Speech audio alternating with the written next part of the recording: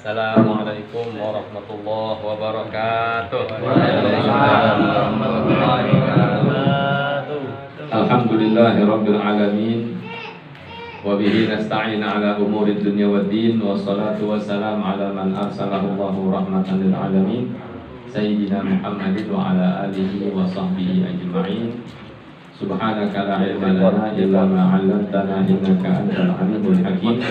Rabbi shrah li sadri wa yassir li amri wahlul 'uqdatam min lisani yafqahu qawli wa saddid lisani wa 'allimni ma jahiltu wa dzakirni ma nasit bihaqqi sayyidina Muhammadin sallallahu alaihi wasallam. Allahumma inna nas'aluka al-futuh wal muluk wa rusuk wa tawatan nasuh wa salahal jasadi wa ruh, amin ya rabbal alamin. Hadirin para jamaah yang dirahmati Allah Subhanahu wa taala, yang terhormat tuan rumah tentunya Bapak Ketua dan keluarga. Selanjutnya Bapak Ketua kita Bapak Tohadi dan pengasuh kita juga Bapak Yai Khatibul Umam, dan segenap hadirin hadirat, tokoh agama, tokoh masyarakat. Mudah-mudahan kita semua dalam perlindungan, penjagaan serta rahmat dari Allah Subhanahu wa taala. Amin ya rabbal alamin. Alhamdulillah, syukur kita kepada Allah Subhanahu wa taala yang pada malam hari ini kembali kita diberikan satu anugerah berupa hidayah taufik, yang dengan hidayah taufik tersebut kita dapat menghadiri satu majelis yang amat mulia, yaitu majelis zikir, zikir Ratibul Haddad, sekaligus juga ada majelis ilmu, majelis penjabaran atau syarah dari Ratibul Haddad itu sendiri. Alhamdulillah, mudah-mudahan kegiatan kita yang seperti ini, hidayah taufik yang Allah Ta'ala berikan kepada kita, senantiasa Allah Ta'ala langgengkan sampai kita menutup usia dalam keadaan husnul khatimah. Amin. Amin. Para hadirin rahimakumullah, kita lanjutkan pembacaan syarah Ratibul Haddad, masih tentang dua ayat terakhir dalam surah Al-Baqarah yang awalnya adalah amanar rasulu bima unzila ilaihi min rabbih wal mu'minun dan seterusnya. Nah, pada kesempatan kali ini kita akan dengar keterangan tentang sedikit atau ringkas tafsiran dari dua ayat tersebut. Ya, kenapa saya sajikan tafsiran singkat ini? Karena tujuannya adalah supaya kita dapat mengamalkan Ratibul Haddad ini bukan cuma dengan zikiran lisan semata, akan tetapi kita berharap kita dapat mengamalkannya pun dengan memahami maknanya. Karena setiap bacaan, zikiran ataupun Al-Quran yang kita pahami maknanya serta kita resapi maknanya, itu akan sangat berbeda nilainya dan akan sangat jauh terasa ketenangannya di dalam hati kita. Ya, kalau kita belum bisa mengamalkan Ratibul Haddad secara zahir maupun batin, yang artinya hanya sebatas zikir lisan, itu pun sudah alhamdulillah, banyak syukur kita kepada Allah Ta'ala. Mudah-mudahan di kemudian hari Allah Ta'ala berikan kita satu anugerah dapat mengamalkan Ratibul Haddad ini bukan cuma sekedar lisan, tapi hati kita juga ikut mengamalkannya. Amin. Amin. Nah, para hadirin sekalian,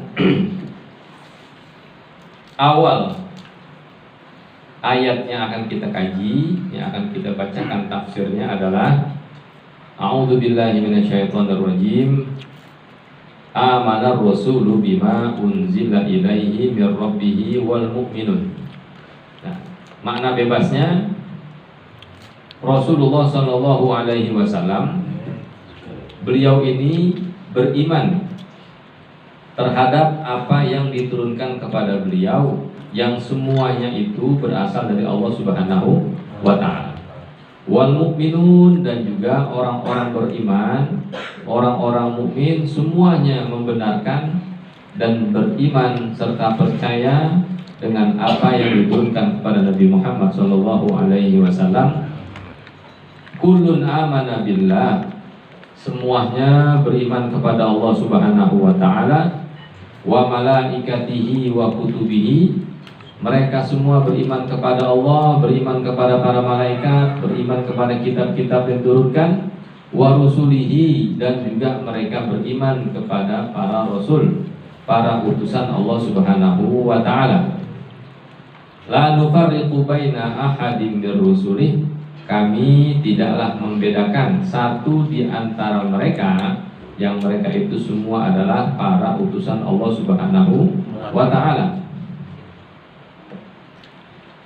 Wa qalu sami'na, dan mereka mengatakan, orang-orang mukmin ini mengatakan, sami'na wa ata'na, kami mendengar semua firman-firman Allah Ta'ala dan kami taati semua perintah Allah Subhanahu wa Ta'ala. Nah, ayat ini para hadirin diturunkan kepada Nabi Muhammad SAW sebagai jawaban dari para sahabat yang mengeluh tentang banyaknya perintah-perintah Allah Ta'ala yang mereka rasakan amatlah berat.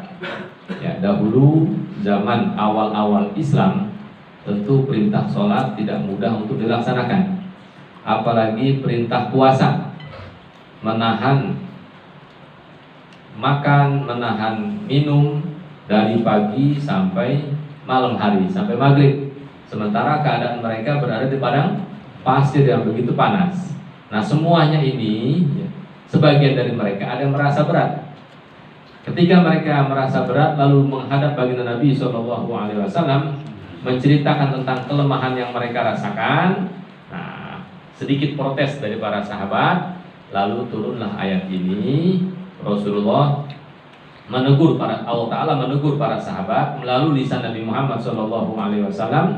Ya, beliau katakan, kerjakan aja apa yang diperintahkan Allah Subhanahu wa Ta'ala.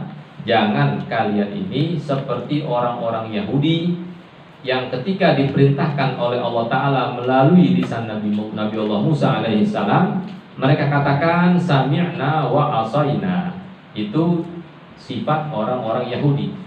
Mereka dengar firman Allah Ta'ala, mereka mendengar nasihat-nasihat dari Nabi Musa alaihissalam, mereka cuma bilang, ya saya dengar, wa asaina, tetapi kami langgar semua perintah-perintah tersebut. Nah, itu ciri-ciri orang Yahudi. Nah, ketika para sahabat datang kepada Rasulullah mengadukan ini dan itu, nah, Rasulullah menyuruh mereka untuk katakan sami'na wa ata'. Nah, apa artinya? Kami dengar dan kami taati. Apapun perintah dari Allah Ta'ala, dengarkan, taati. Artinya kita disuruh untuk kerjakan aja perintah Allah Subhanahu wa Ta'ala. Selanjutnya, ghufranaka rabbana. Ghufranaka rabbana artinya kami mohon kepadamu ya Allah ampunan dari setiap apa-apa yang kami lakukan dari perbuatan dosa. Nah, dalam setiap kehidupan kita, baik itu perbuatan baik ataupun perbuatan yang benar-benar jahat atau maksiat, itu kadang-kadang terselip juga perbuatan yang tidak baiknya. Dalam pelaksanaan kebaikan, seperti kita melaksanakan sholat, secara zahir mungkin kita sholat, Pak, Allahu Akbar, tetapi dalam pelaksanaan sholat ini bisa gak terjadi pelanggaran dosa di situ? Banyak. Padahal secara zahir kita sholat. Bagaimana pelanggarannya? Nah, seperti begini. Ada orang sholat, kemudian ketika dia sholat tidak terlaksanakan rukun serta syaratnya. Nah, memang kita lihat dia sholat, tetapi syaratnya tidak lengkap. Memang kita lihat dia sholat, tetapi rukun tidak sempurna. Contoh, saya pernah melihat beberapa orang ketika dia sholat, saya lihat kain sarungnya bolong kena abu rokok. Ya, nah bolongnya ini pas di bagian auratnya, dan bagian pantat bagian, bukan pantat sih, paha bagian belakang ini. Nah di situ, ketika kita lihat orang ini bolong kain sarungnya, kelihatan warna kulitnya, itu berarti orang ini tidak menutup aurat, terbuka auratnya. Sah nggak orang sholat terbuka auratnya? Enggak. Ya, jadi sepintas dia tuh melakukan kebaikan seperti sholat, padahal ada terselip kesalahan di situ. Itu baru yang contohnya doang. Belum lagi contoh-contoh yang lain. Itu contoh zahir, contoh batin.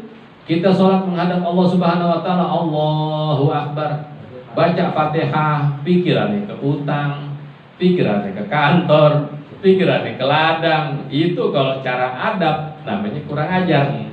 Kan begitu. Kita menghadap, siapa yang terhormat di sini? Taruhlah Pak Lurah. Ngobrol dengan Pak Lurah tapi wajah kita berpaling. Itu namanya kurang ajar, kan begitu. Nah, seperti itu juga seorang hamba Allah Subhanahu Wa Taala ketika dihadapkan wajahnya, ini wajah tu wajhiyya lilladzi fataras samawati wal ardh. Aku hadapkan wajahku kepada Allah Subhanahu Wa Taala, sang pencipta alam semesta ini. Tapi dia ngomong doang, cuma berbicara, dia menghadapkan wajahnya kepada Allah Ta'ala, tetapi sungguh hatinya berpaling dari Allah Ta'ala. Nah, semua ini adalah pelanggaran-pelanggaran yang dilakukan meskipun zahirnya dia berbuat amal soleh. Nah, di sini kita diajarkan, sekalipun kita berbuat kebaikan, ingat jangan pernah kita melupakan istighfar. Itu Pak ya.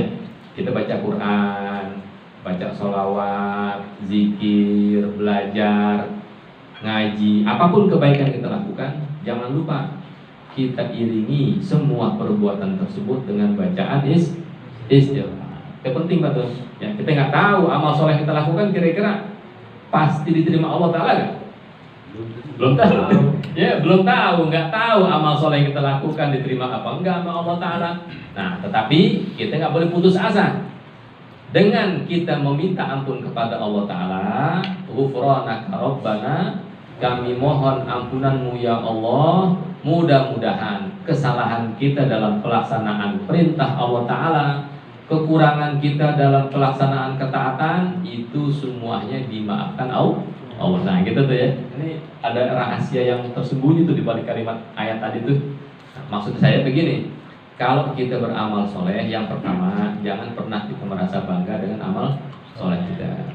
Yang kedua, kita harus merenung, kita harus waspada bahwa setiap amal soleh yang kita lakukan ini barangkali di situ terselip satu kesalahan fatal yang kalau kita nggak sadari, boleh jadi amal soleh kita ini bisa menjadi bumerang untuk kita. Nah, yang ketiga perlu kita sadari bahwa sifat orang baik, sifat orang soleh, ketika mereka beramal soleh, mereka tetap berharap ampunan dari Allah. Sebagai contoh para hadirin, kalau habis sholat, yang diajarkan Nabi ketika kita setelah salam, apa yang kita baca? Kan habis sholat tetap istighfar. Assalamualaikum warahmatullahi wabarakatuh. Astagfirullahaladzim, la ilaha illa huwal hayyul qayyum wa atubu ilaihi. Nah, itu contoh tuh. Oke, kita lanjutin. Ghufranaka Rabbana wa ilaikal masir, dan kepadamu lah kami ini akan kembali. Wa ilaikal masir, wa ilaika wahdaka ya Allah, hanya kepadamu lah wahai Allah al-marji'u wal ma'ab, tempat kembali kita nanti, dan tempat kembalinya segala urusan itu pasti hanya kepada Allah Subhanahu wa Ta'ala. Selanjutnya, la yukallifullahu nafsan illa wus'aha, Allah Subhanahu wa Ta'ala tidaklah membebani seseorang kecuali dengan apa yang dia sanggup menahannya. Makna di sini la yukallifullahu al-maula ta'ala ahadan fawqa taqatihi. Allah Subhanahu wa Ta'ala tidak akan membebani seseorang di atas kemampuannya. Kalau dia nggak sanggup menahannya, pasti tidak akan diberi oleh Allah Subhanahu wa Ta'ala. Terus laha maka sabat, orang tersebut akan mendapatkan, setiap orang akan mendapatkan bagian dari apa yang dia kerjakan. Wa 'alaiha maktasabat, dan dia pun akan mendapatkan balasan dari keburukan yang dia lakukan. Nah, kalau di sini para hadirin pernah belajar bahasa Arab, di sini ada kata pakai laha, yang kedua pakai alaiha. Pertama laha ma kasabat, yang kedua wa alaiha maktasabat. Nah, kalau kata orang-orang yang biasa belajar bahasa Arab, kalau ada laha itu berarti untuk suatu keberuntungan. Laha makasabat, maknanya setiap orang akan mendapatkan ganjaran pahala atau efek positif dari kebaikan yang dia lakukan. Apapun kebaikan yang kita lakukan pasti nguntungin kita, itu pasti. Nah, berikutnya wa alaiha maktasabat, dan setiap orang juga akan mendapatkan efek buruk dari perbuatan dosa yang dia lakukan. Setiap perbuatan buruk akan ngefek kepada dia. Perbuatan baik pun akan ngefek kepada dia. Nah, itu penjelasan dari Allah Subhanahu wa taala. Ya, di sini tafsirnya likulli nafsin jazaa'u ma qaddamat min khair. Setiap jiwa, setiap diri akan mendapatkan balasan dari apa yang dikerjakan berupa kebaikan.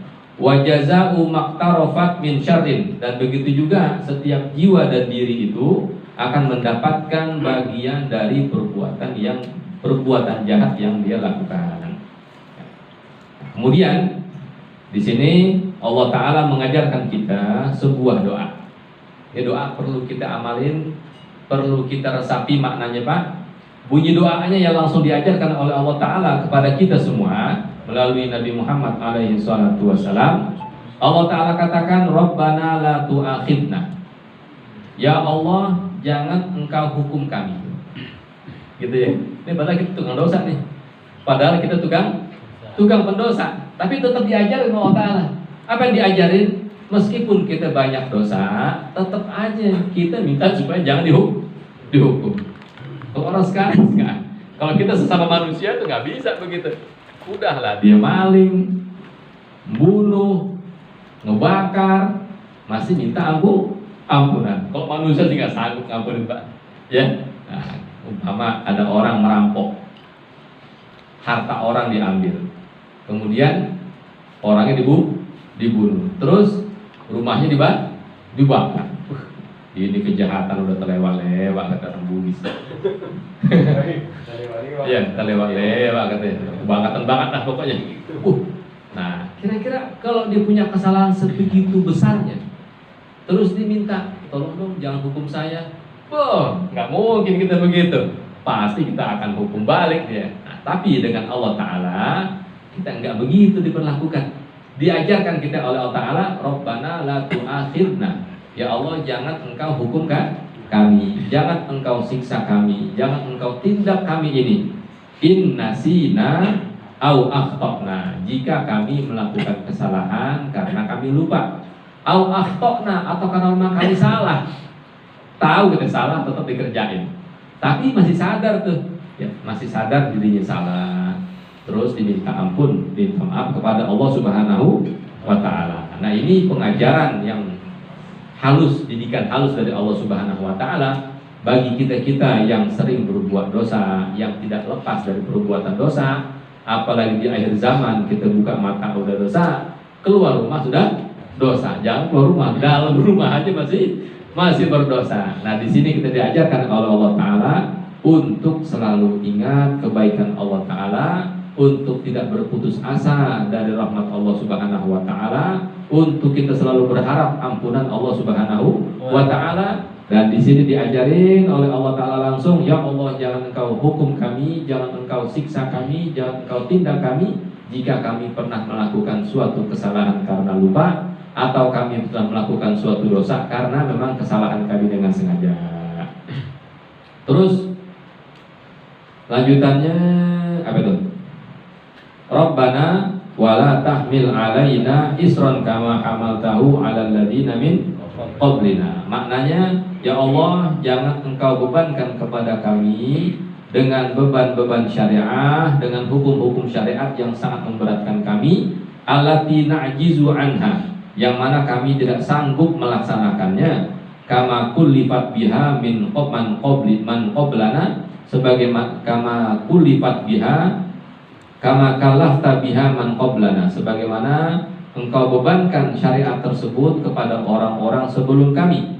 Nah, di sini ya, Allah Ta'ala mengajarkan kepada Nabi Muhammad sekaligus mengajarkan kepada umatnya untuk berdoa kepada Allah Ta'ala. Bunyi doanya, ya Allah, jangan engkau bebankan kepada kami hukum-hukum syariat yang berat-berat, sehingga kita sebagai umat Nabi Muhammad SAW dikasih aturan syariat yang paling gampang. Kalau zaman dulu di sini katanya, zaman dulu para hadirin, kaqatlin nafsi, syariat bagi umat-umat terdahulu diantaranya adalah kaqatlin nafsi fit taubati. Ketika mereka bertaubat, cara bertaubatnya harus dibunuh. Ya, harus dibunuh tuh. Kalau kita taubat gimana? Nyesal doang, Pak.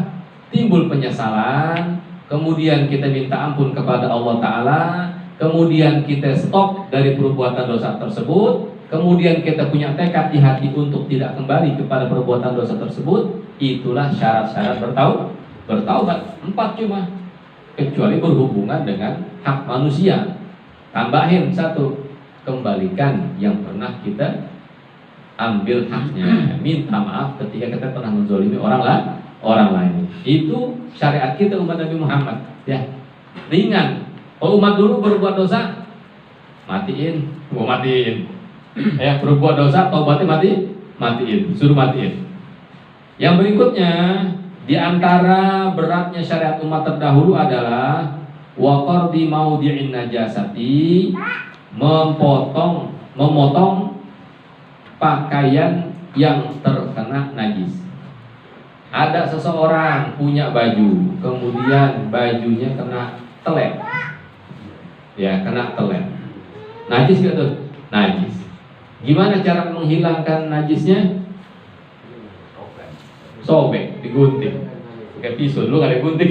Pakai pisau, sebatas itu buang, agak tambal dengan bahan yang baru. Nah, seperti itu zaman dulu. Habis baju kita. Kan begitu. Nah, zaman sekarang bagaimana? Gampang, cuci najis. Kalau najisnya najis ringan, cukup percikin. Ya, najis mukhafafah, najis ringan, percikin dengan air sampai basah. Kemudian kalau najisnya sedang, cukup dihilangkan zat najisnya, lalu disirami air, dicuci, dikucek-kucek, dibersihin sampai hilang baunya, warnanya dan rasanya. Udah begitu. Kalau najisnya berat, cuci, siram 7 kali, salah satu dengan menggunakan air yang dicampur dengan tanah. Nah, itu syariat kita tuh. Betapa mudahnya syariat umat Nabi Muhammad SAW. Tapi syariat umat-umat terdahulu begitu berat. Itu baru contoh kecil ya. Nah, contoh yang lainnya juga Allah berat. Nah, alhamdulillah kita dapat syariat yang mudah berkat Nabi Muhammad SAW. Nah, selanjutnya para hadirin.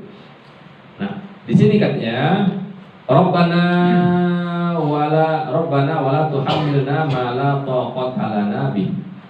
Ai, ya Allah, jangan engkau bebankan kepada kami sesuatu yang tidak sanggup kami pikul. Seperti apa beban yang harus kami pikul? Minat takalif, seperti hukum-hukum syariat yang tidak kami sanggup menahannya, tidak sanggup kami memikulnya. Wal bala, begitu juga bencana yang kami tidak sanggup memikulnya, jangan engkau bebankan kepada kami. Nah, di sini perlu ya, kalau kita nggak sanggup menahan beban-beban berat, banyak baca doa seperti ini, tetapi doanya jangan cuma di lisan, doanya harus sampai ke hati, baru ngefek, kan gitu ya. Orang baca doa panjang lebar, tetapi nggak tahu maknanya, ya efeknya kurang. Bukan nggak punya efek kebaikan, tetapi ibarat lampu wattnya sangat kecil. Nah, kalau kita pengen wattnya terang, maka bacaan doa serta bacaan zikir atau bacaan Al-Qur'annya harus disertai dengan perenungan atau tadabbur. Berikutnya para hadirin, kita langsung selesaikan aja biar besok pertemuan berikutnya kita pindah ke pasal selanjutnya. Masih bunyi. Masih bunyi dia. Wa'fu anna artinya ya Allah maafkan kami. Kemudian waghfir lana, ampuni kami. Warhamna, kasihanilah kan kami. Ini 3 rangkaian doa nih. Yang pertama kita minta agar dosa kita diampuni. Maksudnya diampuni itu dihapus. Ya, maksud pengampunan artinya dihapus, dimaafkan artinya dihapus. Terus waghfir lana, mohon ampunan, ampuni kami. Maksudnya di sini ditutupi. Dosa kita malaikat nggak ada yang tahu. Ditutupi oleh Allah Subhanahu wa taala sehingga nanti di hari kiamat kita tidak akan dihukum karena dosa kita sudah ditutupi. Warhamna, ya Allah berikan kasih sayang-Mu kepada kami, yang mana kasih sayang-Mu ini lebih luas dari segala apapun, lebih hebat, lebih didahulukan daripada murkanya Allah.